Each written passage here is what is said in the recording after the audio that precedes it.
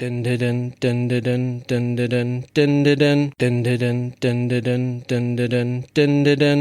Doctor, this is my section. Earth is under my protection. Planet of birth is Gallifrey. I've got 2 hearts, your life is saved. Run into the Master Raw Missy. Come on, Alonzo. Alonzi. I am a Time Lord. No, I'm not rich. 12 bodies a man. Now it's time for a switch. Don't look like that. I'm in great health. You were expecting someone else? Regeneration. Oh, such fun. When I say run, run, run. What's up, my boy? Peace and sanity. Sorry, mustache. Reverse the polarity. Sometimes I'm north, but always a limey, wibbly wobbly, timey wimey. Jump in the TARDIS, go for a ride. It's bigger on the inside. Exploring all of time and space. Oh, what's that? Exterminate. Cybermen or Daleks, maybe. Would you like a jelly baby? Time's ticking, we'd best go. A new adventure, Geronimo. I am fantastic, so are you. Best come with me. I'm Doctor Who.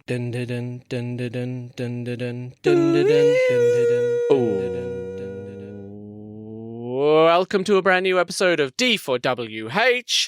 I am your host. I'd go so far as to say that what this country really needs right now is a Doctor Who podcast. I'm Adam O'Sullivan, joined as always by my co-host, my faithful companion, it's Nicchia Schutt. Oh, I'm your faithful companion. Yes. Oh, really? I cheat on you all the time. I'm always... Oh, no. I'm on every podcast. But you have sex with all your podcast hosts, is that correct? Absolutely. Fantastic, Absolutely. I've got to fantastic. know whether I want to stay in this podcast or not.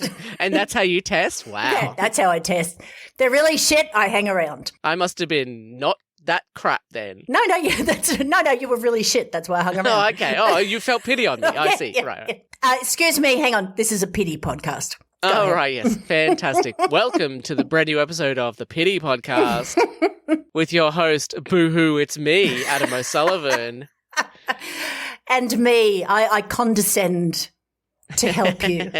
I have deigned to join you. It's Nicchia Schutt. Yay! Please welcome our guest. The Time Lords only resurrected him because they knew he'd be the perfect guest on this podcast. It's improviser and sketch comedian Rhys McCane. Oh, hello. Thank you for having me. Hello. I'm also on this podcast out of pity. Adam and I had sex, and I was just like, wow, this guy really needs to lift his game. I'll throw him a bone. So boost his confidence somehow. So, ladies or other podcasters, if you're out there, want to pity me, Come over and have sex with me. oh God! During a lockdown, yeah. Happy to disappoint. Happy to disappoint. But do know that you're also committing to a 1-hour podcast record afterwards. Yes. Yeah. Yes, exactly. Yeah, but a 30-second sexual experience, so it evens out. Yeah. I call my sexual encounters mini episodes. And they can be found on our Patreon. I think you're really talking them up a bit there, but anyway. Rhys, as we do with all our new guests, what is your history with Doctor Who? Well, my history is, I think it was this season that we're looking at today, season 3. I think the second episode, or maybe like the end of the first episode. No, because the first episode was with Donna, right? No. Yeah. That was the Christmas episode. Okay. Yeah, so it might have been the end of the first episode of the proper season that I caught on ABC TV. And then, we watched Dr. Tennant's run. Dr. Tennant. Dr. Tennant, PhD. That's Thank right. you very much.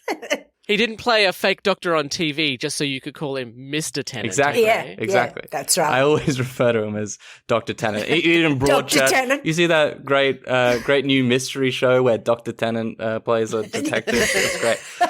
My first name is David. No. I think you'll find your first name is Doctor now. Mm-hmm. Yeah, Matt Smith's seasons were a little bit not as enchanted with, but we sort of stuck it out and then dropped off towards the end of that, and then came back for Peter Capaldi a bit, dropped off, and watched a lot of the Jodie Whittaker seasons, but not all of them. Sure. And what year are we talking? Is this when they came out? Yeah, or as is it this was later coming on out. in reruns. Oh, okay, right, sure. I thought this was a really good season, even though Martha as a companion gets it doesn't get a lot of love, but I think it's a good season to kick into. There's because so many great it's episodes. got some great episodes. At one point, the doctor goes, it's like if someone likes you, but they don't know that you exist, and it's like, Jesus, stick the boot in, mate. Yeah. Jeez. No, he is an ass a bit. I love that both Martha and Jack look at each other like, Yeah. out the you way. too, hey. I don't think Jack's intentions are quite as pure as Martha's. I think he just has lust towards the doctor. Right. Well, my intentions towards David Tennant. Oh, sorry, Dr. Tennant, please. Tennant, yeah, we will refer to him as that from now on. They are also not pure, I'd have to say. All right, our episode today is The Sound of Drums, Series 3, Episode 12, directed by Colin Teague and written by Russell T Davies. Originally aired on the BBC Saturday, June 2007. We start as we always do with a short synopsis. The Doctor, Captain Jack, and Martha arrive in present-day London to find out the Master has made himself Prime Minister. The Hoobie gang go on the run whilst Martha's family are locked up. Harold Saxon announces that Earth will become friends with the alien species the Toclophane, but it turns out they work for him and the Master takes over the world. With the Doctor and Captain Jack captured and only Martha Jones free, how will the Earth be able to withstand the sound of drums?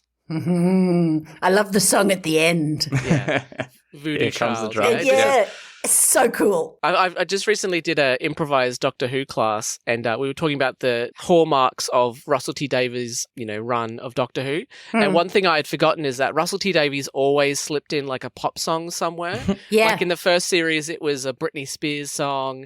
There's Voodoo Child. Tainted next episode, Love. Yeah, next episode there's a Scissor Sisters song. Yeah. I actually really liked that. He's really good at pop culture. He's really good at referencing pop culture and bringing it in through the songs and stuff. I love that about when he was the showrunner. I thought it was really cool. And it works so well for the Master's character as well. Like, Yeah. of course, when yes. he's bringing about the end of the world, he wants to jam out to a great song. And his wife is so into the song. She's just like watching all the Toclophane come down, and she's just like, I could talk yeah. about her wife forever. It's Like amazing. she is crazy. Just that dancing, Yeah. that hypnotic, like she's not even, it's like her character isn't fully committing to dancing. Yeah. It's like she's hypnotized, but she's also like, oh, I have to dance. Okay. I know, but I love that about her. She's so, you can tell there's something going on. You can tell she's been hypnotized from woe to go. Mm-hmm. And, it's interesting because the Master doesn't normally have a companion, but she's his companion, but he can only get one by hypnotizing them. Yeah. It's really quite, it doesn't say much about him as a person, does it? Would you like to hang out with me? Not really. How about now? Yes, thank you. It's much like Adam's approach with the pity. So he's got to use alternate exactly. sort of means of, Yeah. So I hope later on when I play a song, you'll both weirdly dance to it. Yeah, fantastic. Oh, that'll be just me normally dancing. If we're talking about the music a little bit though, the title of the episode, The Sound of Drums, every time the drums come in, it feels so like, it just feels good. It's like, oh yeah, we're really building to something here. Yeah, it's like a musical refrain where they play the theme of the Doctor over and over again. It's something we recognize. And when other people start playing it, that really plays into the intrigue of like, how do other people know what's in the Master's head, But I mean, I think that's because, I'm not a big fan of the Master in the classic Sure. series. Yeah. And I just found this Master what I thought he should have been in the classics. He's really, the stakes are high as high. He's under control. He's worked within the system and he's as nutty as a fruitcake, but it works. And I know I read that John Sims said he didn't want to play the character as crazy as he did, but I really think it works because if you had those drums in your head, that would send you nuts. John Sims is just amazing. Ooh, is Adam gone? Yeah, Adam's gone. He was great. Did you ever watch Life on Mars? I watched a few episodes of Life on Mars. Yeah, that's where I knew him from. I knew him from State of Play. I think he's really great in that. Well, in Life on Mars, he plays a good guy. Yeah. So watching him as the Master, I didn't want him to be a bad guy, but my goodness, he made me laugh so many times. Yes, it's such a funny episode. Yeah, the people have said, when he keeps opening the door, hearing the screaming, closing the door, that it's a bit overdone, but I think it's perfect. Absolutely perfect. I think that worked so well because you weren't expecting it. Yeah. It's such an obvious comedy bit, and he's like such an evil person, and it's Doctor Who, which is sort of hammy, but you don't expect that level. Yeah. And so when he keeps doing it over and over again, I laughed out loud at that point. Oh, me too. I laughed out loud quite a few times at his character, and then the Doctor's so serious against him, which I find, or Dr. Tennant is very serious in against him. Yeah. I like that. Have we lost Adam completely? I think so, but that's fine. I think we should just continue the episode. I'll be Adam. Yeah. Okay, you be Adam. I'll be me. Hold on, I need to get up like a in-depth synopsis of this episode. So we start, obviously, with them returning to England, and there's a master who's readying a fleet of rockets to attack other worlds. Oh, that's the next episode. I messed up. Oh, wrong one. It's harder than it looks. Jeez. Yeah. This guy... He must have had to actually do some research before the episode. Oh, yeah. I think he watches it, reads a bit, I think he does about, 10 hours of research because he'll come out with the most bizarre facts that you could not possibly know. He's trawling forums from around 2007 just to find, obscure... I like that. So the Lucy and the Master works really well. But what did you think of the American president? Well, I think knowing what we know about presidents since then, it's quite a contrast. I know, that was quite, I was sitting there going, I think he's making a bit of a commentary on politics and the state of the American presidency. I thought that was very clever. Yeah, it's like throwback to a time where only one of the politicians in charge was a git. Yeah, well, no, they're all gits now. Mm-hmm. Oh, hang on. His internet died. Give me a sec. We'll see if we can come up with some gold for him to use. Okay. I've got nothing. Yeah, no. We need him. We need Adam. We do. I can't believe I've actually realised I do need Adam. This is sad state of affairs. It wasn't for pity. Me. It wasn't pity. We just need him so much. You never realise how much you need them until they're gone. That's what happens. The Joni Mitchell philosophy. Good old Joni. I think the thing I really like about this, and it's good for me to go back because I think I got a little bit sick of Russell T Davies for a while. It's really good to go back and see the stakes are so high in this. Like you start to feel a bit overwhelmed with how the hell is this going to work if he's old and everyone's kidnapped. He's back. I'm back. Hello. Sorry. Yeah, we kept talking. Well, what we were really saying is that we realised that we did need you. It wasn't a pity thing. Yeah. We were lost without you, Adam. I can't wait to hear the file and see what you said about it. It's going to be great. But we were laughing about the opening the door and hearing the screaming, closing the door, opening the door. There's so many funny moments. He is a very funny character compared to the Doctor's very... The Doctor doesn't do a lot of comedy in this episode. He's very serious of, we can be together, basically. Mm-hmm. Yeah, and... if you think about it, I mean, they are the last two. I think when I first watched it, I was thinking, well, why don't you just kill him, for God's sake, get it over with. Yeah. Well, and Jack and Martha mentioned that at one point as well. We could just go up behind him and snap his neck. Yeah. But what's good about this is that the stakes are very, very high. Like the last episode, you had some time to sort of slowly learn what was going on, whereas this one is just bang, straight into it. Yeah, exactly. Yeah, it's straight into it. And, and considering that this whole episode has to lead up to the Master winning, it's quite interesting that at the end of this episode, the Doctor has lost, essentially. It's one of the only episodes where we see the Doctor has lost. And then the next episode is all about, what happens and the Doctor winning. Spoiler alert, if you don't know that the Doctor wins every single time. But it's very, I remember the first time I watched it being really stressed about how the hell they were going to get out of this pickle. Yeah, because the Doctor being aged, that was there's big stakes there. And the Doctor looked so impotent in the episode. It's interesting because when this episode came out, I knew a little bit about the Master just from what I'd heard, and it sounded like, oh, this is the Doctor's evil arch nemesis. It's a big baddie from the classic series, and then it's not until you go back into the classic series, like you say, Nicchia, that they only really had two Masters. They had the first Master who unfortunately, unexpectedly, died. Roger Diaglo, I think. Roger Delgado. Yep. Delgado, that's it. And then Anthony Ainley, who, as you say, was kind of crap, really. Yeah, really poorly written and, not used properly. He just sort of turn up and try and take over. In this one, John Sims' Master, he's been clever. He's built himself into the system instead of just turning up at some point and going, I'm going to be the emperor of chaos. Yeah. We literally watched an episode where basically his plan was to impersonate the king, even though he didn't kidnap the king. He impersonated the king so he could try and tarnish his reputation or something. It was so weird. And delay the Magna Carta. Not stop it. Just delay it. A bit. Yeah. Yeah. Shit idea. So, yeah, John Sims' master always trying to take over the world is a little bit more high stakes than that. Okay, I've got to revise my plans for when I get a time machine, because I was just going to go back in time and try to delay the Magna Carta. Sure. I feel embarrassed now that was my idea. Yeah. You should scrap that one. What's plan B? Yeah, I mean, just be King John, I think it was in that episode, because apparently straight after the Magna Carta was put into effect, he completely ignored it and just went on and did his own thing. So yeah.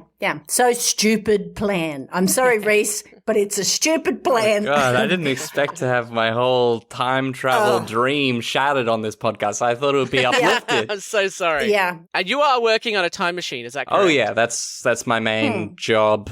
And it's not going well. I'm embarrassed for you, Rhys. That's all I can say. Your plans aren't that good. Thanks. Is it your main job, or are you doing it on the side? Because as we know from all sci-fi movies, people who are trying to invent time travel cannot invent it. It's always some lone weirdo who does it in his spare time. That's my problem. Yeah, no, it is my main job. It has succeeded in that a lot of my time has disappeared. But other than that, not really moving outside of the regular bounds of time. Every time you see your boss, you're like, oh my God, it worked. You're so old. And he's like... No, it's just been 10 years. It's just been 10 years, Rhys. What are you talking about?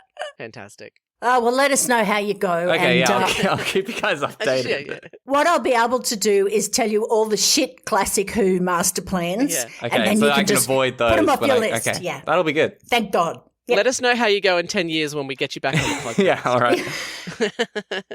One thing about John Sims is that I feel like this take on the master, I feel like there's two... So this was 2007, right? Yep. Yeah. So this is a year before Heath Ledger's The Joker. Very similar. Yeah. Obviously laying the groundwork for that. It's also, ages before the Thanos snap. And at the end of this episode, destroy 10% of them. It's basically the Thanos snap. So this is a truly influential piece of media. And I'm pretty sure that they stole those ideas. Oh, 100%. It's exactly lifted from this episode specifically. Can I say, when you see the Valiant at the end, I was like, that looks strangely like the Helicarrier. Yeah, no, that's exactly why I started thinking of the Marvel movies. But then when you think about it, they're both basically just aircraft carriers in the sky with drone blades on the side. Mm-hmm. But yeah, they do look very similar. I was like, when did the Avengers come out? It came out 5 years after this. So, and early on, to give more weight to the Joker theory, John Sims is giving that masterclass on how to be funny. It shows funny like this, happy face. Not funny like this, angry face. I did laugh at that. It's quite interesting because I've often had conversations with people where it's like, why does the sad face have a upside down smile? Because when you're sad, you don't do the upside down smile. But John Sim does the upside down smile when he's like, no, not like this. And I'm like, that's where the upside down smile comes from. Not only did the Master influence The Dark Knight and the Avengers, it also influenced emojis. Fantastic, yeah. And he murdered people and Heath Ledger died. So therefore, life imitates art. John Sim. Maybe that's why John Sim doesn't come back on Doctor Who very often, because he's like, every time I do, it influences something in new media. Is John Sims God, I guess, is the question we have to answer. John Sim Thanos, thick Thanos. I will worship him if that is the case. I just love the fact that, and as I said to Rhys, I think when you were taking a nap off the internet before, that he said he didn't want to be as mad, but Russell T Davies really wanted him to build up the mania. But I think that that's what really works, because the same with, not as much with Missy, although I loved Missy, but the new master is you just don't know what they're going to do. They could be really nice and then turn on you in a second, and that makes them more threatening. And I think that's what works for the John Sims master. And who's the other guy? Sacha Dhawan. Sacha does it so well. so well. And I think that was a really good choice, because when you do watch those old episodes, I mean, I've only seen the one old episode with the Master in it, but he's just a generic bad guy, all slimy, being like, "Ha, Doctor, welcome to my plan. You've fallen straight into my trap." Yeah, he's Dick Dastardly. Like, he's probably going to feel you up behind the railway later. It's like, how did this guy make an influence on anyone? And it's also just very fun to watch. Like, he's clearly having so much fun with it, and there's lots of actually funny jokes throughout the episode. It's just very, very fun to watch it. And John Sims, he chews it up, pulls it off so well.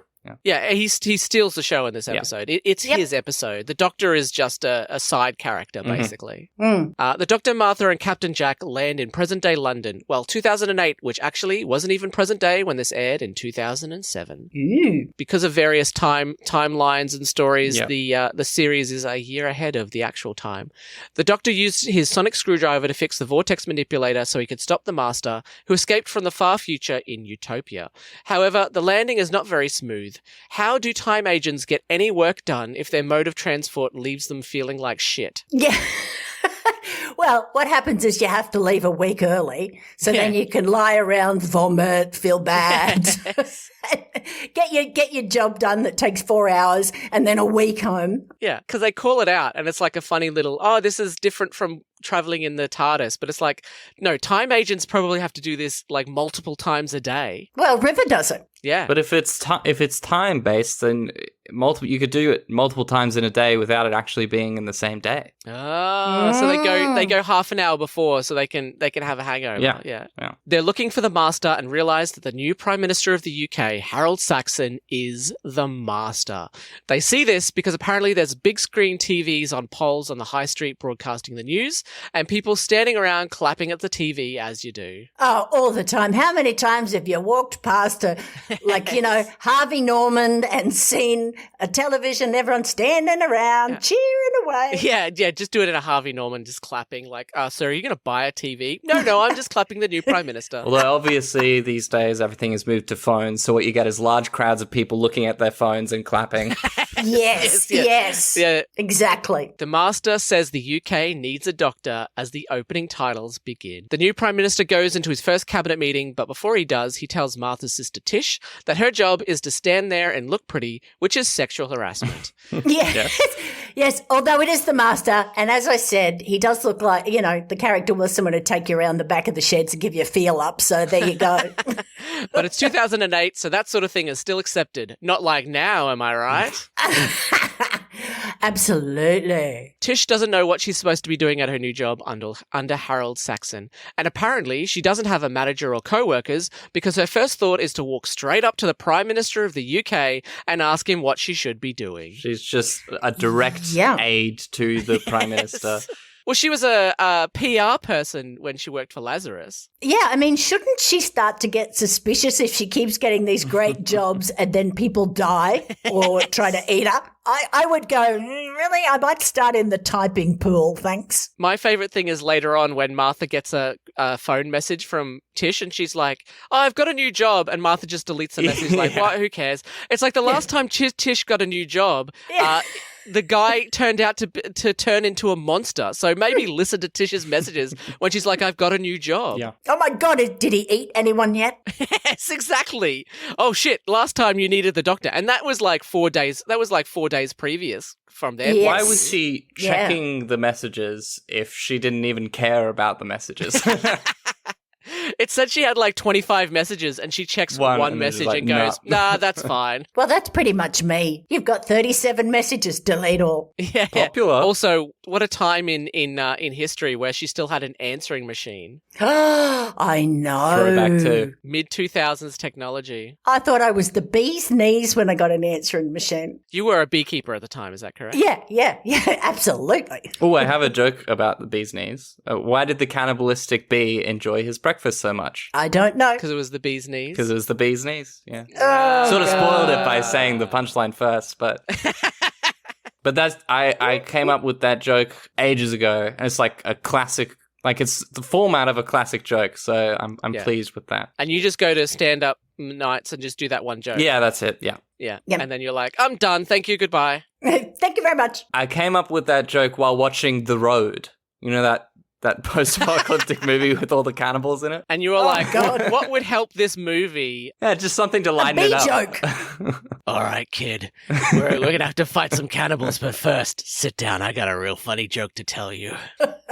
We're going to go through hell. They're like in that basement where they see all the people who are being trapped to be eaten later by the cannibals and like, okay, I know this is traumatic, but think of it this way. This reminds me of a real funny joke. Sit down. Okay, don't eat the clown. They taste funny. Ha Yeah, that's In the cabinet meeting, Saxon is not happy with his ministers when who he sees as traitors jump shipped when they realized Saxon was going to win the election. He dons a gas mask and gasses the ministers, which I'm sure no one will notice, like the cleaners, perhaps. Well, at some point, like their wives. As soon as someone in a room, someone who's like talking in a menacing way, puts on a gas mask, I'm not questioning him. I'm not trying to have a conversation with that person. I'm out.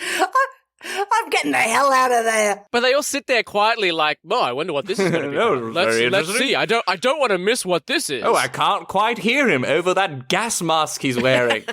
What's interesting is that the Doctor created the vacuum in power to get the Master, or Harold Saxon, in because he got rid of Harriet Jones. Yeah. So didn't know what that would do, did he? I'm out of the loop on that because I thought, isn't Harriet Jones good? Yeah, she is good. And she was supposed to lead the UK for like 3 or 4 years of the golden era. But then as soon as he notices she has Torchwood, he's like, all right, let's kick her out. Okay, right. So it was because of Torchwood. They have some aliens. They come. They finally get rid of them, but they couldn't find the Doctor. The Slovene, the greatest aliens in Doctor Who. No, it wasn't the Slovene. It was the Sycorax. Oh, you're right. And they couldn't find the Doctor to help them. And then the Doctor sent them away, and Torchwood said, we can kill them. And she kind of went, well, maybe we should because they'll like tell everybody to come here. Right, and she does. Well, and the that's Doctor's not very good. quite shitty at her. So he brings down her government. Yeah, the Slovene is the reason why Harriet Jones becomes Prime Minister. That's why I was getting those mixed up. Right. So. Yes. You're just obsessed with the farting aliens, aren't you? I hate the farting. I know those like... I often point to that as like, okay, this is why Doctor Who isn't always good. They experiment with stuff that doesn't work, but I fucking hate the Slovene. But at least they experiment. They're never safe. They don't do it safe. I like that. If you love the Slovene, please let me know because I would love to meet someone who's like, they're my favourite. I love them more than the Daleks. They fart. I don't know who they are, but I love them. They're my favorite. They fart and burp. Great. Yeah. I'm all about that sort of thing. You heard my joke from before about the cannibalistic bees. Yeah. I love that sort of shit. Yeah. You'll love them. They do say later on that the cabinet has gone into seclusion, but surely the staffs of all their ministers and their wives, like you said, would notice that they've stopped communicating immediately after forming government. And wouldn't the Downing Street staff notice that the ministers in seclusion aren't taking any food or bathroom breaks? Well, maybe, although if you work for a minister, I believe just not seeing them is a good day for you. So, you just go about, get your work done, and you don't get annoyed. But on the day that they take power, surely you want to communicate with them on that day. That's the most important day. No, that's like a holiday. You take that day off, and then you get started the next week or so. You just party for a bit. They're like, oh yeah, all of the members of cabinet are having an intense bender because they won. Yeah. Yeah, that's right. They don't need me to get their normal cocaine order. They've got someone else for that. It's fine. They're they've stocked They're up. in seclusion, which means we're locking these doors and we are going wild. I was going to say it's like Weekend at Bernie's, which apparently is my idea of a party movie, but then I realized that the point of that is a dead person. Yeah. So it's exactly like Weekend at Bernie's. Who's the dead person at your party, Adam? Is that you? Me, yeah. I'm the death of the party, yeah. Captain Jack can't get through to his Torchwood team because we find out later they've been sent on a wild goose chase to the Himalayas. Convenient. I'd love to see just bits of that. Like, that should have been in the credit sequence, just like little little like clips of the torch with people being like, so what? So have you seen any aliens lately? No. Or like a mini episode. Yeah. I love that when they have to pay for the sets, it's like, oh yeah, they ended up in Cardiff like they always do. But when they don't have to, they're like, they went to the Himalayas, baby. Jack shows the Dr. Saxon's websites, which include endorsements from Sharon Osbourne and the pop group McFly, who were apparently big in the UK. And the awful politician Anne Widdecombe. Yes, I was going to say, the last endorsement is from Conservative MP Anne Widdecombe, who is well known in the UK for appearing on TV whilst in office. Yeah. Whilst it must be a funny cameo of a recognisable politician at the time, Widdecombe is a strange choice for Russell T Davies, considering she is anti-LGBT equal rights. Well, I think she's anti-everything. I feel like these people, Sharon Osbourne and Anne Widdecombe, were chosen because they are kind of bad people, and so then they're supporting, but they don't realize that when they're hired. They're just like, oh, I get to be in Doctor Who, great. But their whole role in Doctor Who is supporting the evil guy, being, and they don't take a moment to think, I wonder if this has anything to do with my personal decisions. But at the same time, Russell T Davies was paying them, so. Yeah, maybe they were trying to show a wider spectrum. That's true. The boy band, Sharon Osbourne, I don't know. Yeah, I don't know anything about McFly that would sort of put them in the same group as the other two. No, I don't know anything about them Have either. you seen Sharon Osbourne on Would I Lie to You? No. No? It is the most harrowing story that she tells. Her house was on fire, and she sent her assistant back in to get her dogs. Jesus. And her assistant refused to go back in, and so she fired her assistant. That was the story, and everyone was like, well, obviously that's a lie because that's sociopathic. But no, it wasn't a lie. And then she would have followed up being like, oh yeah, and they sued me and they won a lot of money. Yeah. They are living on Easy Street right now because I am a monster. Mm-hmm. Yeah, I think then we didn't quite know how much of a monster she was. Maybe not. Yeah, she was just a reality TV star at that time. Yeah, I feel at this point they're including these people because they're popular. Right. So Sharon Osbourne would have been popular because of the Osbournes at the time. McFly was a popular boy group, although never as popular as One Direction, mainly UK based. And Anne Widdecombe was just known for being on TV. But yeah, when you look into it, it's like, oh my God, like 2 out of these 3 people, I don't know what McFly have done in their spare time. They must have done something. I mean, Russell T Davies knew something about him, and it hasn't become public yet, but just wait. Look at the news. That's all I'll say. Yeah. You haven't heard of the McFly massacre then? Oh, no. Right. I won't mention it. Okay. I won't mention it. That's too heavy for this podcast, I think. I'm not ready. They probably tried to reach out to One Direction and were like, no, we're too famous. And they were like, fuck it, let's get McFly. Who unfortunately are named after Marty McFly from Back to the Future. In 2016, Anne Widdecombe supported the UK leaving the EU and even returned to politics as a member of the Brexit Party, later called Reform UK. We all know how well that turned out. Yes. The party was co-founded by Nigel Farage, a UK politician known for being a racist wanker and also being a supporter of former US President Donald Trump. Nigel Farage is basically the master of, without any of the planning and success. Or the funny things. Yeah. Yeah. But he is just like a terrible person who people voted for, even though he didn't really have many actual policies. Yeah, exactly. He's the actual master in real life and not the character of the master where everyone's like, oh, I really like the master. Yeah. You know. But in both cases, Anne Widdecombe supports them. Yeah, exactly. Lovely. Meanwhile, Vivian Rook from the Sunday Mirror weasels another monster, Sunday Mirror, a tabloid from the UK. Meanwhile, Vivian Rook from the Sunday Mirror weasels her way into an interview with Lucy Saxon, warning her that Harold Saxon doesn't exist before 18 months previous. This is because the Doctor managed to fuse the coordinates of the TARDIS. So he couldn't go back that's why he had to hypnotise her then, because she would have never have heard of him. Yeah, but is she fully hypnotised? Because the Doctor does say, people can't do things that are completely out of normal. No, but she doesn't actually kill anybody. But she does seem to be quite into it. Yeah, I don't think she is, but I don't know, maybe. At the end of the episode, when the Doctor says, shall we decimate 1/10 of the Earth's population, she looks like she's really excited. Yeah. Being like, oh yes, let's decimate them. Well, it is John Sims. Yeah, I suppose. Yeah, it's kind of sexy. So basically, you're saying if you got to have sex with John Sim, Yeah. but it cost 1/10 of the population. Well, can I pick the 1/10? Yeah, you'd quote Thanos and be like, "It is inevitable." Yes. They're going to die anyway. Whilst talking about Harold Saxon, the Doctor notices that Martha is tapping out a rhythm. The Master makes a broadcast telling the UK the next morning they will meet the Toclophane, an alien species eager to befriend the human race. He mentions that this will benefit all people of the UK, including medical students, which means he only has to make a reference to time agents, and he'd have achieved a trifecta. Yeah. I like that it is definitely like a notice me to Dr. Tennant. Yeah. Notice me. And it's also the most ridiculous moment in the episode where he turns the TV around and there's a giant like cartoon stick of dynamite. Yes. It's like this straight out of Adam West Batman. Yeah. It's like, oh. All they need is like a record scratch and a dog going, oh. Yeah. Kapow. Yeah, he's basically like a cartoon villain at this point. Yeah.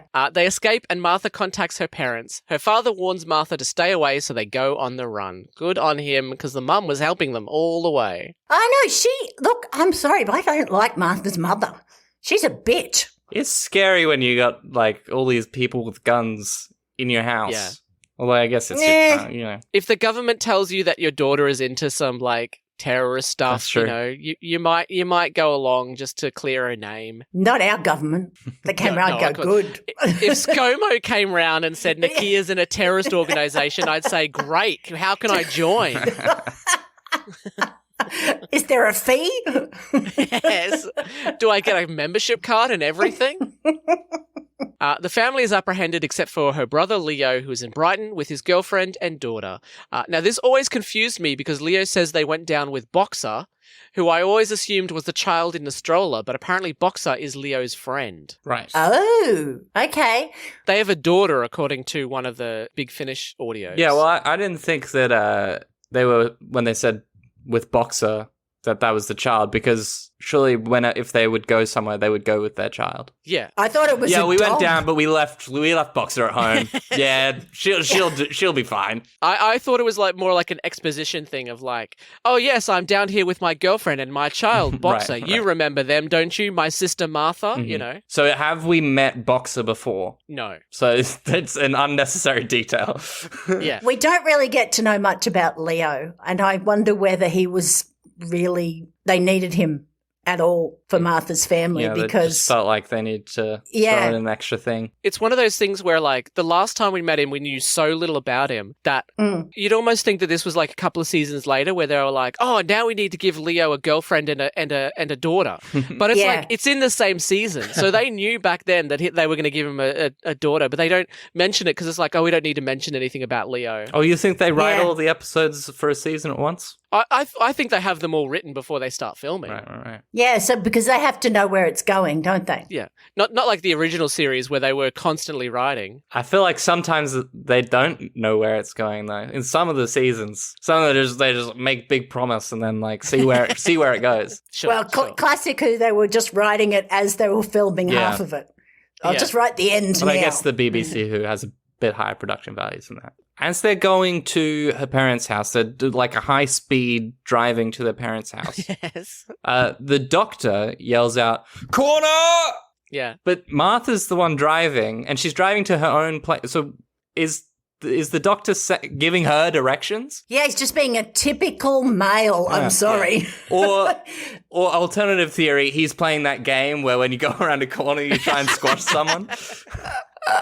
What we don't see is him going, punch buggy! Yeah. No returns. I'm surprised he doesn't yell out, red light, give way, stop sign. That would have been great if he was like, corner, and Martha's like, no, it's right up, it's straight up here. We just go straight ahead. What are you talking about? Oh, no, there was a detour here at one point because they had roadworks down the way, but no, now you can go straight to it. It's much quicker. Yeah, you used to be able to take a corner here, but you can't anymore. Yeah, I'm so sorry. She stops the car, she gets out, she explains to the doctor. She's like, we could check on the map if you want. We can check the map. It'll verify what I'm saying. Yeah, they get out the Refidex. Oh, yeah, you're right. You could have taken a corner at one point. Yeah, okay, sure. The Master intercepts Martha's phone call and speaks to the doctor, and we get an epic showdown of mid-2000s mobile phones. Martha's flip phone versus the Master's slide phone. Oh, no, flip phones were always better. Yeah, you gotta You'd I flip always them wanted up a flip and phone. look like you meant business. Yeah. Flip phones are so good that they're trying to bring them back. They're trying to do exactly. flip smartphones. Love them. The doctor knows that the Toclophane are a made-up name, so our aliens are ding ding ding, a story told to kids on Gallifrey. Oh, and that old story again. That's right. It's either a story told to kids on Gallifrey or an approximation of an Earth animal. We get a lot of Gallifrey in this episode. Yeah, it's all it's most Gallifrey we've got in the series so far. I think that's good because, as far as we know, Gallifrey's gone at this stage. Yeah. And the Master is so excited when the Doctor picks up the phone. He's like, it worked. He's here. I think he's a little in love with him myself. Yeah, I think so. And that's the thing, because he's met Martha in the future, he knows that Martha is around. So at any point, he could have, taken out Martha and her family or infiltrated himself into Martha's family before the Doctor was even around. Why isn't Martha his wife? Yes. Oh, my God. Ooh, They come back to everything's normal. I'll just go check in on my husband. Oh, my God. Dun, dun, dun. Martha comes back to 2008 and she's like, oh, yeah, by the way, I'm the Master's wife. Goodbye. Oh, I know why that voice was so familiar. It's because that's my husband. There was this whole plan thing that my husband was cooking up, and I've been a part of it this whole time. Or the other option is she just starts to disappear, like in Back to the Future. I never existed. That would have been such a cruel thing to do to the Doctor. Oh, yeah. Yeah, because the Doctor's been suffering so much, as opposed to Martha, who's been suffering more in this series. That's true. Especially this episode. That's really rough for her. Yeah. I think it is. The Doctor informs the Master that Gallifrey is gone, lost in the Time War, and the Master recounts how he was resurrected by the Time Lords to fight, but ran to the edge of the universe, hiding himself as a human so he wouldn't be found. The Master screams a last run down the phone, but the Doctor is already hung up, and the Hoobie gang run to an abandoned warehouse to hole up. And before that, just to further the fan love between the Doctor and the Master, the Doctor says, "We've only got each other." And the Master says, "Are you asking me out on a date?" Yeah. With a little glimmer of hope in his eyes. Yes. Just like, are you? Maybe? Wait until the Master turns into Missy and starts snogging everyone. Yeah. Yeah. And I think that when they turned the Master into Missy, they really got to play around with the Master is in love with the Doctor. Yeah. He's not complete without the Doctor. Very sad for him. Is all of Doctor Who just showing different people who are in love with the Doctor? That's just every character that shows up. What if this character also loved the Doctor? Yeah, I can't wait to find out how the Daleks have secretly been in love with the Doctor all the time. Exterminate! Go on a date with me. I liked the classic because no one was in love with the Doctor. That's true, yeah. They were just buddies. Oh, yeah, buddies.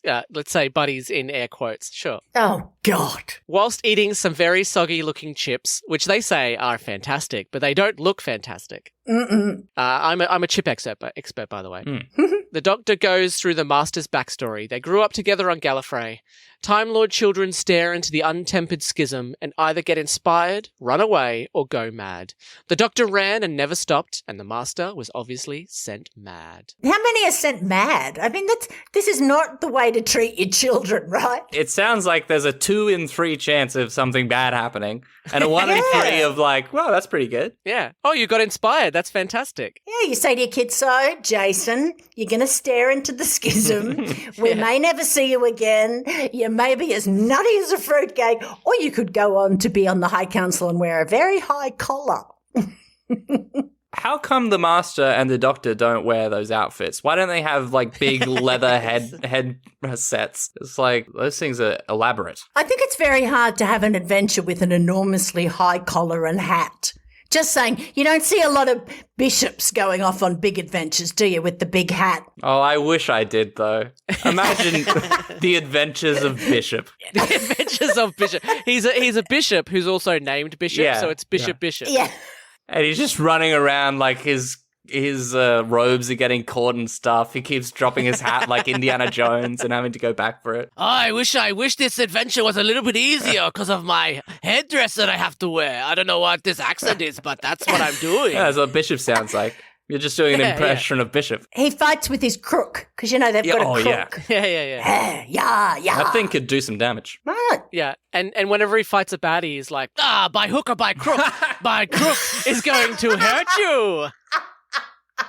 You're going to hell, boy. He's got a companion who's a pirate, and so together they say, by hook or by crook, we will bring you to justice. I mean, this just writes itself, basically. This is incredible. Has to be a female pirate. Yeah. Sure. And they're a little in love. Oh, that's a forbidden love. Oh, a forbidden love between a bishop and a pirate. Yeah, well, bishops, they got to be celibate, and pirates, I think pirates have a thing of celibacy as well. Yeah, well, I think that I don't think no one will sleep with them is the thing. No, they're not celibate. Yeah. No one will sleep with them. They just smelling. No, I generally think certain bands of pirates would have a vow of celibacy while they were on the ship. Probably because there were no women on the ship. No, I think there were women on the ship. Oh, okay. Yeah, women were bad luck to have on the ship. Well, there were female pirates. And if you were on a ship as a woman and at a certain time, you had to bare your breasts. Right. Well, that would counteract the bad luck. Yeah, sure. Really? This is going to make you safe. Make us all safe. That's right, Nicchia. Now bare your breasts. Oh, that reminds me. It's the time of the podcast where I have to bare my breasts. Okay. This is for good luck. Yes, please. Yes, thank Just you. to make sure we get some downloads. Captain Jack gets a communication which leads to the Doctor finding out he works for Torchwood. But it's all right. He updated it. Their mission statement isn't necessarily hunting down the Doctor and killing alien species anymore, although if you've watched Torchwood, you remember that quite a few of those aliens on the show ended up dead. Yeah, it's just kind of like someone who's like, oh no, I just love the swastika, like how it looks. It looks cool, but actually I'm doing something different with it. Yeah. It's a historical symbol. That's right. It was a Hindu symbol. That's why I use it, yeah. For peace. Yeah. That's why I have it on all my clothes. Yeah. It's a peace symbol. The communication is an auto email sent by Rook in the event of her death. It leads them to check out the Archangel Network, a mobile phone network that in 18 months has taken over the entire market. Her transmission that she sends through, it's got some complicated technology with it. Because when she says, I've attached this file, a little thing pops up that says attached file. We don't have that technology at the moment. That would be amazing. You could send video messages and it pops up relevant things as you're saying it. Yeah. Well, I assume the email has a link because you wouldn't be able to attach an entire video to... You can hardly attach an entire video to emails That's today. True, yeah. 25 megabyte limit. What are you doing to me? Yes. And I love that we see this sort of rotating Earth with all these things around it, and Captain Jack Harkness is like, yeah, look, they've got it completely covering the entire Earth. It's like this random 3D model. And then they look at the blueprint and they're like, oh wow, it looks nothing like the 3D model they just showed us. Yeah, it's very high tech. I think because is that Martha's laptop? Yeah, it have to be. Wouldn't it? Yeah, maybe. So Martha's. Oh yeah, it is. It is. It's not like Captain Jack's high tech technology or something. It's just Martha's random laptop that they're showing all this 3D data and It's like my mum was watching Bones the other day, and they had a literal hologram table where they could interact and touch with it, and I was like, yeah, why is anyone bothering with solving crimes when you've got a fucking sci-fi technology? You could get really rich with that. It was so weird. That would be so cool. And they just put it in an ME's office. They were like, you just have this piece of high-tech technology. The Doctor realizes the Archangel Network has been broadcasting the Master's drum signal around the world, subtly influencing people.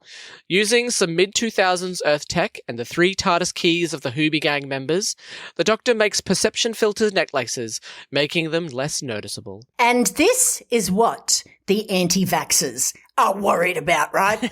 This sending you signals through the internet. Oh, sure. on you. You know, I mean, of course they are. Bill Gates is desperate to know what I'm up to, and he will do anything. This is yet more proof that John Sims is God. And anything he appears in becomes true later on. He predicted anti-vaxxers, that's right. Yep. Yeah, we just need to get rid of the internet and then we'll all be safe. And technically, everyone on Earth gets infected by the Archangel network, so he predicted coronavirus. There you go. Damn it. The Master meets with the US president, who demands to lead the conversation with the Toclafane. Did we miss the bit where the Master loves Teletubbies? Yes. He's flipping through the news and he finds the Teletubbies. That's quite TVs in their stomach. That's evolution. What? If this was a classic episode, we'd find out at the end that his entire plan was just to install TVs in people's stomachs. Yeah. Or to be a Teletubby. He just wants everyone to be Teletubbies. Do you think maybe the line, that's evolution about the Teletubbies, is a reference to who the Toclafane actually are? Yeah. I think probably. so. I think so. I get it now. Because it wouldn't just be a random comment. Oh, well, it could be. Yeah. But then again, that's Russell T Davies in pop culture. It's great. Yeah. Because then they go, it's getting so close. And the Master's like, all right, calm down. Jesus. Yeah. I know the entire human race is getting destroyed, but whatever. The Master and the President, which honestly is a sitcom I would watch, head to the aircraft carrier, the Valiant, and the Hoobie Gang use the vortex manipulator to teleport there. And the President asks the Master if he's taking the whole thing seriously. And clearly he wasn't listening to the Master's masterclass on when something is serious and when something is funny, because he had his angry face on. Yeah. But also, he is joking around, so obviously is not taking it seriously at all. Yeah, it does seem to be a rhetorical question. But that was the same in the masterclass. It seemed like he was joking around in the masterclass as well. Yeah. So that's why you gotta pay attention to the facial expressions and not the tone and not the jokes. It's all about the facial expressions. But I think the US president is waiting until there's a 2-for-1 on the Master's masterclass. Yeah. You don't want to pay full price. Yeah. Yeah, you can get a free trial, I think, but then after that, it's very expensive, those masterclasses. Yeah, and Americans don't get English humour, so he's probably never going to go to it. So, you know. You can do the Master's masterclass in humour, Stephen King's masterclass in writing, David Mamet's masterclass in writing. I don't know why they're all writers. These are the ads I get on Facebook. Yeah, there's lots of writing ones. Neil Gaiman's masterclass on writing. Yeah, exactly. On writing Doctor Who, yeah. The Hoobie Gang find the TARDIS, but it's been cannibalized to create a paradox machine, which the Toclafane have been waiting for. Which is it basically just a bomb? It just destroys the solar system, didn't you say? Oh, if they try and deactivate it without... they try and deactivate it, okay. Because the actual machine, we find out in the next episode what it does, Yeah. But so we can't shut it down immediately. They're like, oh, it'll blow up everything. Yeah. Convenient. The Doctor can't shut it down, so they head to the main room where he tries to stop the Master by putting a key necklace on him, reversing the Archangel network. When they get into the room where the President is speaking live on air, the Doctor starts blathering on, but it's not like the perception filter makes them silent, just less noticeable. Yeah, that's what I don't get. Yeah, so surely the cameras and everyone in the room would be like, hey, can you shut up, please? There's kind of like a global moment happening here. Yes. Whoever that is, shut up. Also, the cameras aren't under the perception filter, so they would still pick up the sound. Yes, Right. I don't know. But would the perception filter carry through the cameras so then when it comes out the other side, you would still not really notice it? Sure, maybe. Let's say that. Yeah, let's say that. Let's go with that. All right. Don't think about it too hard. This is another thing that it's influenced. Tenet. It's the movie where you don't think about it too hard because otherwise it doesn't really make sense. Same thing here. I like to refer to the movie Tennant as Dr. Tennant. So very good. Thank you. One of the great things is that my husband, who can't follow the plot of a Steven Seagal movie, watched Tennant. And I said, "So what happened?" He went, he said, "I've no idea. I've no idea at all." Oh, really? Because I always describe Tennant as a sci-fi person, I was tricked into watching a Bond movie. Yeah, it was a very Bond movie. And I read articles being like, oh, here's what happened. And I was like, really? Because they explain it multiple times really slowly. It is like there's so much exposition throughout the whole movie. Yeah. A lot of people were saying that the villain's motivation was unclear, but literally every time he's on screen, he explains his motivation. It's like beating you over the head with it. It's not very good motivation, but he does say what it is. Is he trying to delay the Magna Carta? I think that's what he was trying to do, basically, yeah. Stupid. The minute my husband sat down to watch Tennant, I just left the house because he would be asking me that many questions. I'd just get out. Who's Tennant? Oh, well, that's Dr. Tennant. He's in the Doctor Who. The Toclafane appear exactly when the president introduces them, so either they're very good at their cues or it's sheer luck that they weren't a couple of seconds early or late. Mm-hmm. Listen, you know the master. He loves a show, right? He loves a countdown clock. He would have it down to the minute. All right, let's try this one more time, and 5, 6, 7, 8. Yeah, they had to do a few takes of that. You've come in early again. The whole world is watching as the president's like, and here they. Oh no, you were a little too early. Let's try that again. I thought it'd be like Big Brother, where it's like, please don't swear, you're live on TV. I thought it was really good. The Toclafane ask for the Master, who reveals himself to humans by ordering the alien species to, let's say, zap the president. Because I don't want to write down what actually happened, and I don't want to say it on this podcast because I might get put on a list. Aha, right. Zap. Good word. Yeah, zap. Let's say zap, shall we? He gets real zapped. He gets super zapped, guys. I'm getting super zapped later today if anyone wants to join. 420 blaze it! Woo! Before he gets super zapped, and they're asking for the master, and he says, I can be master if you so wish. It's like he's a nervous dom in the bedroom. Like, exactly. I can be master. Yeah, sure. Let's try it out. Sure, I will be your master. He goes, I will have mastery over you if God wills it. If God wills it. If God wills it for me to be the dom, then yes, I will be the dom.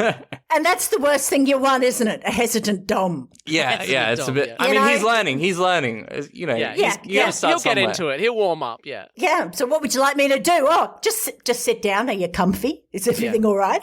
Whenever I'm in the bedroom, like my hero, the bishop, I ask what God wills. Yeah. And I just do that. And the pirate says...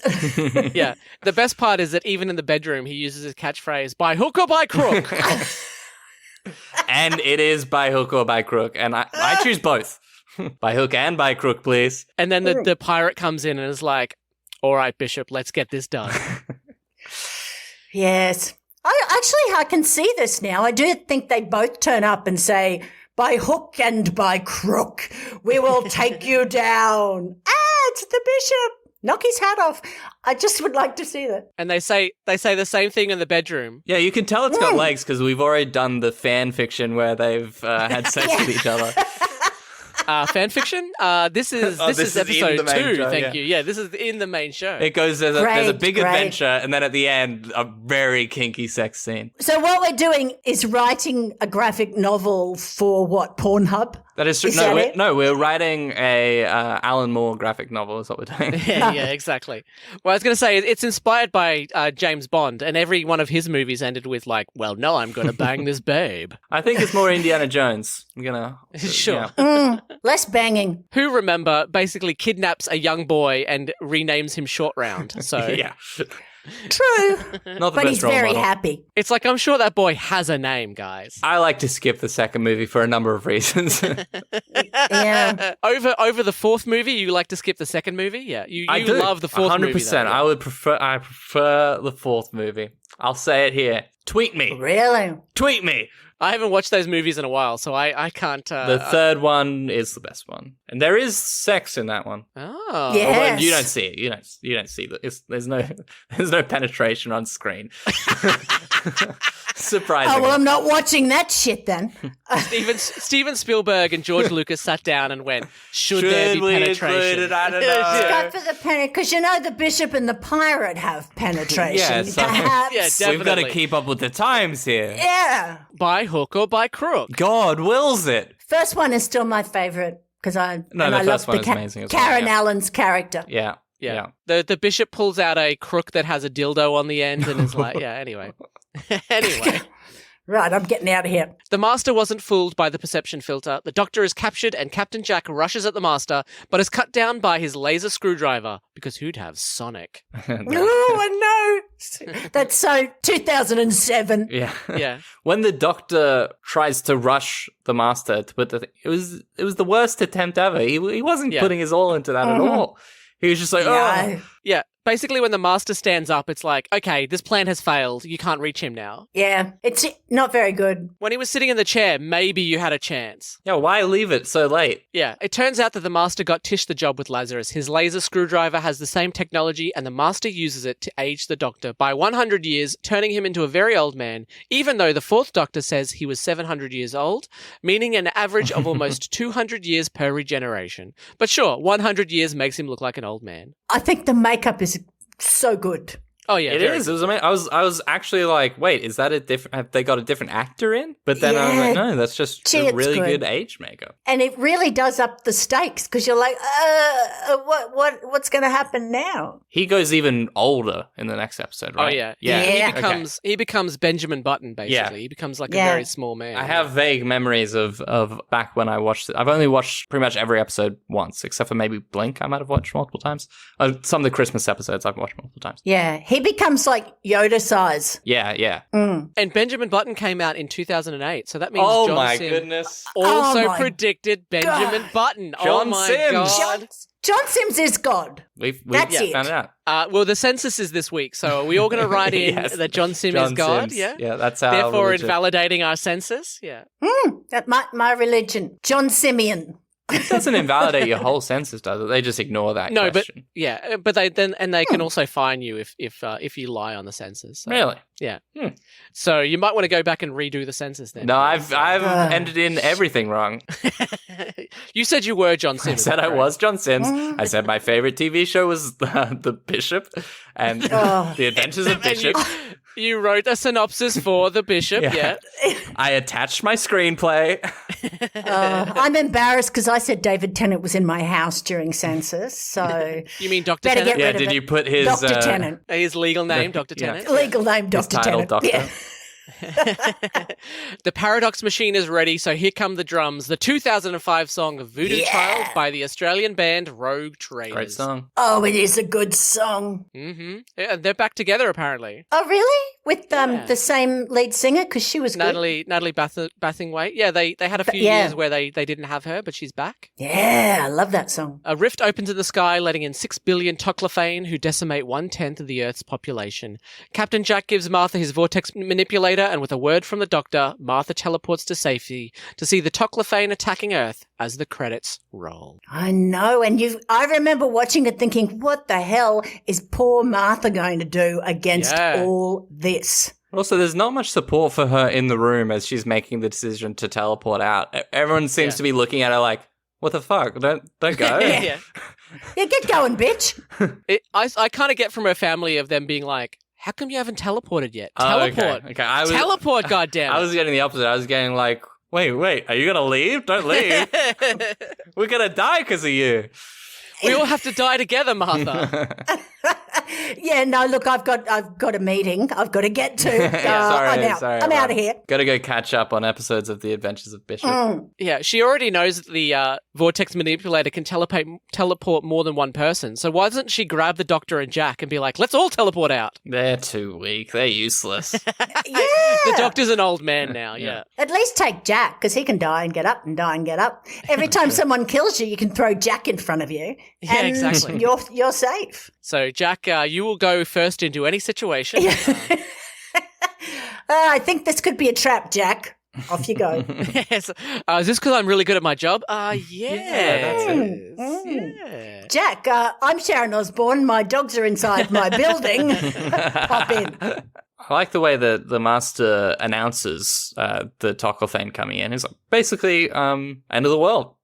It's very in keeping with his character. Yeah, John Sims really just chews up the scenery and anything he's in. He's in this. He's fabulous. All right, as we always do, we like to give the episode a score out of 5, 1 being the worst and 5 being the best. Nicchia, would you like to go first? Yes, I'm glad I went back and rewatched this because I had at the end of when I was watching it, kind of got a bit sick of Russell T Davies, or just a bit annoyed with him. Sure. So it was really good to go back and watch it. I really enjoyed it, and I'm giving it a 4 out of 5.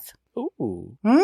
I really, really enjoyed it. Reese? I was also thinking a 4 out of 5 because, yeah, it's really good. It's very exciting, which you want from a semi-final, is what they call it. And it's got lots of funny moments throughout. It's sort of exactly what you want for the episode before a finale episode. Yeah, and I'm also going to give it a 4. I remember this episode and the next episode being two of like my favorite episodes to watch when the show was on, but I haven't watched this episode in a while. But yeah, I really enjoyed it. It hasn't held up quite as well as I remember it in my mind, but it's still a great episode. It's still, got a lot of things happening. And yeah, John Sims Master absolutely makes this entire episode. It's so fantastic. So 4 out of 5. Yeah, absolutely. If you haven't watched State of Play, I really enjoy State of Play. John Sims is in that. We could also use State of Play as one of the episode titles for The Bishop. So yeah. I like that. City State of Play, which is the Vatican. There we go. Can't wait to start getting the bishop, getting a bit of flesh on that.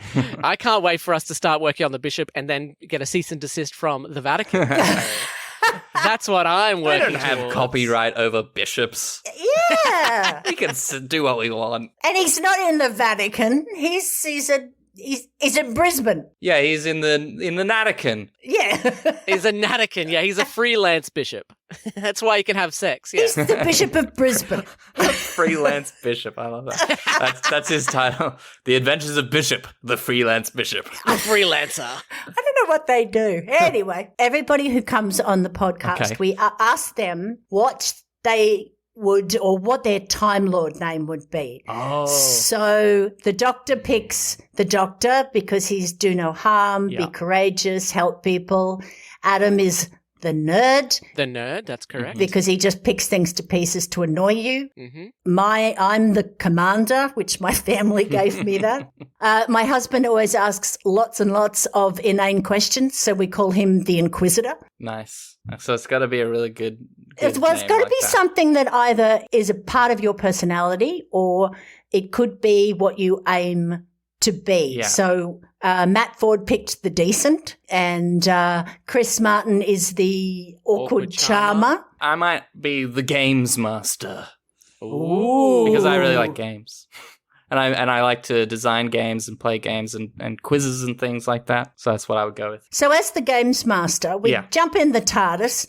We go on our adventure. We land. We get out. We've got the nerd. We've got the commander. We've got the games master. What does the games master bring to our adventure as we're fighting the baddies and righting wrongs? I'm leisure time. So whenever we need to decompress, I've got like the hot new board game. I like that. Based on the adventures we've just gone on, I've come up with some sort of fun game we can play. Oh, fantastic. Yeah. Oh, great. So we can get PTSD by reliving what we've been through. That's fabulous. Right. But in a fun, lighthearted way. Oh, or you could distract the baddies with your games. I love the meta moment where you pull out the Doctor Who RPG and you're like, let's play this. Yeah. It's got all of us in it.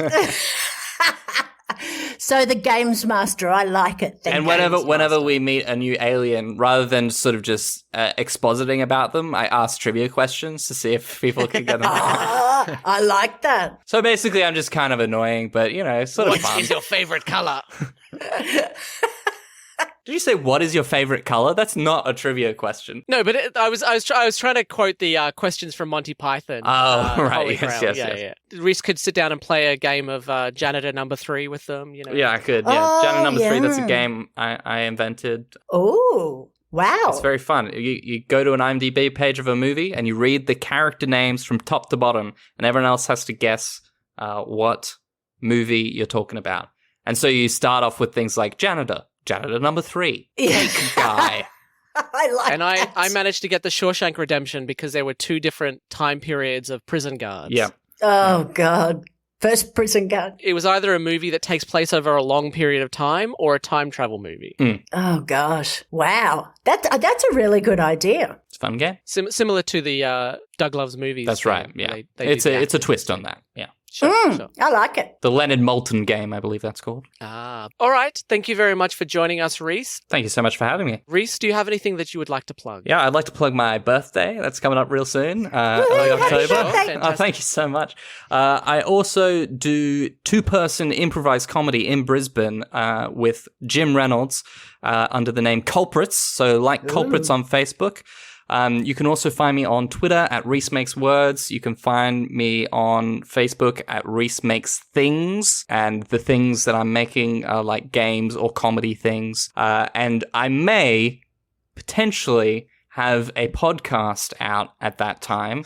If not, follow Rhys Makes Things or Rhys Makes Words on Twitter and you'll get the updates. But I'm potentially doing a podcast with fellow improviser, Brisbane improviser Imogen Behan-Willett.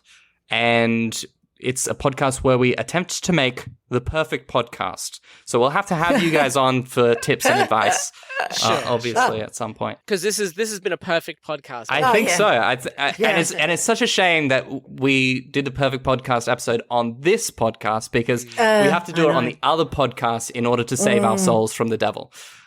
So Well, I thought you were the devil. no, yeah. actually, I can see why you made the mistake. It's actually my brother who is possessed by the devil, and we made a deal, much like the devil went down to Georgia, where we bet our soul that we could make the perfect podcast, and that's what we done. He went down to Georgia and got you a shirt that said "My brother is the devil," and he went down to Georgia, and all I got was this lousy shirt. Yeah. Yeah, exactly. So that may or may not exist. We will edit this accordingly. But definitely, well, even if it doesn't exist at the time, it may come out. So I think just put it out into the ether, regardless of whether it exists. But definitely like Culprits on Facebook. That's my main gig at the moment. And you can also find Rhys Makes Things on YouTube as well. Oh, Rhys Makes Moving Pictures on YouTube, but I'm not really doing YouTube so much. I'm on TikTok, though, at Rhys Makes Clips. All right, well, thank you, Rhys, for joining us. I got a video that an Olympian commented on. So, wow. Yeah, well done. Yeah, he came 8th in swimming. One of the lesser known Olympians. That's right. Yeah, I wish I knew an Olympian so I could make a joke about it, but I don't. I think his name is Gregor Zant. So, pretty cool. There you go. Yeah, it's a great name. What was the clip about that he commented on? It was I was doing a comedy commentary of a swimming event. And he was in the clip that it's the only video on there that's done well, and it's got 280,000 views at the moment.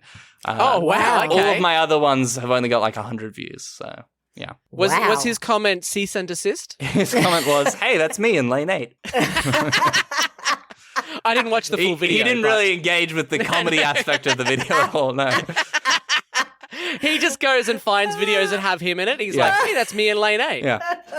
That's me coming last. Woohoo! But anyway, basically what I'm plugging is look at Gregor Zant's TikTok. He's got some he's got some great observational humor about being an Olympic swimmer on there. I would love it if it was like TikTok was like Facebook, where it's like it just goes, "You might be tagged in this video. Do you want to make a comment about how you might be tagged in this video?" Yeah. Oh, God. You can catch the hosts on Facebook at Nicchia Schutt Comedy and Adam O'Sullivan Comedian. D4WH is on Facebook, Twitter, Instagram, and YouTube. The podcast is available on Podbean, Apple Podcasts, Spotify, Stitcher, and many more. Nicchia also hosts Neighbourhood Watching with Beck and Nick, looking at the weird and wacky neighbours just over the back fence.